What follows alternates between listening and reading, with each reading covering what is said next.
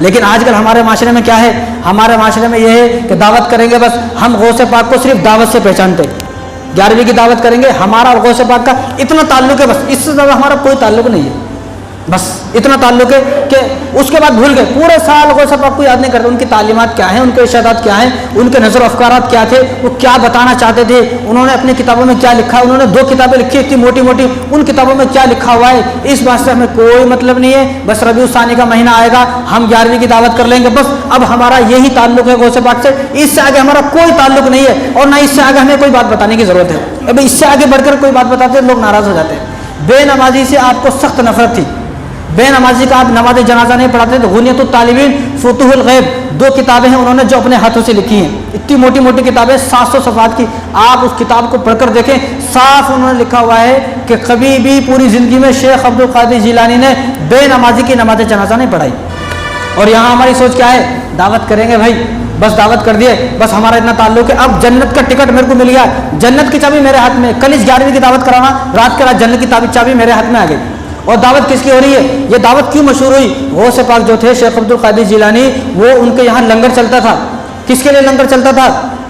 جس کا دل کرے آئے کھائے جائے، جس کا بھی دل کرے، غریب ہو، امیر ہو، فقیر ہو، لولا ہو، لنگڑا ہو، کوئی بھی ہو، آئے کھا کے جائے، آئے کھا کے جائے. یہ ان کا طریقہ تھا، یہ ان کا پوری زندگی کا اصول تھا کہ پوری زندگی وہ لنگر چلتا تھا کھانے کھاتے. یہاں پر دعوت اگر ہو رہی ہے، اگر غوث پاک کے نام پر دعوت ہو رہی ہے، چلو ٹھیک ہے دعوت کر رہے، اچھی بات ہے، لیکن اس دعوت میں آ رہا کون؟ میرے رشتے دار، میرے دوست. بس اب یہ بستی میں دعوت ہے، اسی بستی میں گھر کے بازو غریب رہتا ہے، غریب کو نہیں پوچھتا ہے.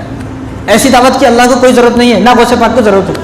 غوث پاک جو کھانا کھلانے کا انہوں نے فرمایا کہ جتنی بھی حدیثیں ہیں، حدیث کو میں نے پڑھا اور جو چیزیں وہ ہیں جن سے اللہ راضی ہو سکتے ہیں ان تمام چیزوں کو میں نے پڑھا. تو میں نے یہ فیصلہ کیا، اس لیے فیصلے پر پہنچا کہ سب سے زیادہ جس عمل سے اللہ راضی ہوتے ہیں وہ عمل کیا ہے؟ غریبوں کو کھانا کھلانا، لوگوں کو کھانا کھلانا. اس سے اللہ تعالیٰ سب سے جلدی راضی ہوتے ہیں. لیکن یہاں دعوت تو ہو رہی ہے، کھانا بھی کھلا رہے ہیں، لیکن کس کو کھانا کھلا رہے ہیں؟ بس میرا دوست، میرے رشتے دار، دوسرا کون بھی نہیں آئے گا بھائی.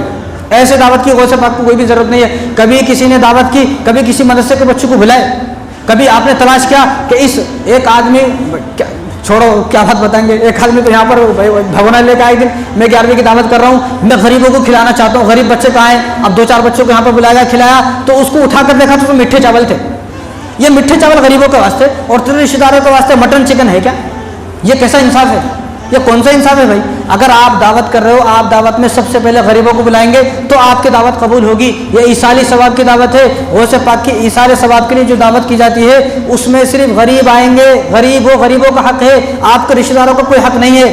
اگر آپ کی بستی میں 50 گھر ہیں، ان 50 گھروں میں 20 گھر مالدار ہیں، ان مالداروں کو آپ نے اپنی دعوت میں بلا لیا اور 30 گھر غریب ہیں اور ان کو نہیں بلایا، تو آپ کی دعوت خدا کی قسم قبول نہیں ہوگی. آپ سب سے پہلے اپنی دعوت میں مدرسے کے بچوں کو بلائیں، غریبوں کو بلائیں، پھر رشتے داروں کو بلائیں، پھر دوستوں کو بلائیں. آپ اگر دعوت جو کر رہے ہو 11ویں کی جو دعوت ہے، اس دعوت میں ایصال ثواب کی دعوت ہے، پہلے غریبوں کو بلائیں، کسی مدرسے کے بچوں کو بلائیں، کسی مالدار کو بلانے کی ضرورت نہیں ہے. یہ ایصال ثواب کی دعوت غریبوں کے واسطے ہوتی ہے. اب ہمارے گھر میں کسی گھر میں کوئی انتقال ہوا اور انتقال کی موت کی طرف سے وہ جو انتقال ہو گیا ان کی طرف سے اگر کسی کی دعوت کی جا رہی ہے ان کی طرف سے، تو وہ غریبوں کی دعوت ہے. اس دعوت میں غریب آئیں گے. ہمارے لیے ولیمے کی دعوت ہے، شادی کی دعوت ہے، عقیقے کی دعوت ہے ہمارے لیے اور بہت ساری دعوتیں ہمارے لیے. لیکن یہ جو دعوت ہے ایصال ثواب کی، اس دعوت پر صرف غریب کا حق ہے. وہ بھی ہم لوگ حق کھا گئے، وہ حق بھی ہم لوگ کھا گئے. کیا اللہ تعالیٰ کو ہم منہ دکھائیں گے؟ تو دعوت یہ نہ سوچے پہلے نمازی بنے، پہلے اللہ کو راضی کریں. اللہ اگر راضی ہوں گے تو غوث پاک بھی راضی ہو جائیں گے. ایک طرف اللہ کو ناراض کر دیا اور یہ سوچ رہے بس میں غوث پاک کو راضی کر دیتا ہوں، ایسا نہیں ہوگا.